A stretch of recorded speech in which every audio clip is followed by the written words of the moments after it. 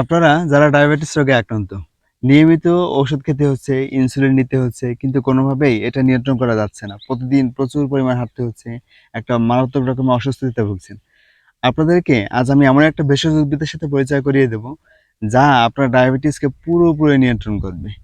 ওষুধ খেলে হয় কিছুদিন নিয়ন্ত্রণে থাকে আবার বাড়ে। কিন্তু এইটা আপনাকে পুরোপুরি সমাধান দেবে ইনশাআল্লাহ, আল্লাহ তাআলার রহমতে।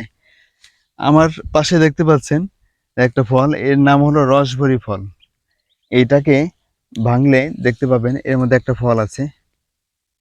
এই যে ফলটা, এই ফলটা আমাদের ডায়াবেটিস রোগের জন্য একটা মহা ঔষধ। কারণ এর মধ্যে আছে শক্তিশালী অ্যান্টিঅক্সিডেন্ট ভিটামিন সি, যা রক্তের ইনসুলিনের মাত্রা নিয়ন্ত্রণে রাখে, সুগার নিয়ন্ত্রণে রাখে। ফলে এইটা ডায়াবেটিস রোগীদের জন্য একটা মহা ঔষধ। এতে ক্যালোরি কম থাকে, ফলে স্থূলতা কমায়, যা ডায়াবেটিস রোগীদের জন্য নিরাপদ। তো আপনারা এটা কিভাবে ব্যবহার করবেন? কিভাবে ব্যবহার করলে ডায়াবেটিসকে পুরোপুরি নিয়ন্ত্রণ করা সম্ভব হবে? প্রথমেই কিছু টমেটো এবং করলা সংগ্রহ করুন এবং তার একটা জুস তৈরি করুন। জুস তৈরি করার পর এইরকম ফল ৫ থেকে ৬ টি ফল নিয়ে এটার রস তৈরি করুন। রস তৈরি করে এই জুসের মধ্যে মিক্স করেন। মিক্স করার পর আপনার রেসিপি প্রস্তুত হয়ে গেল।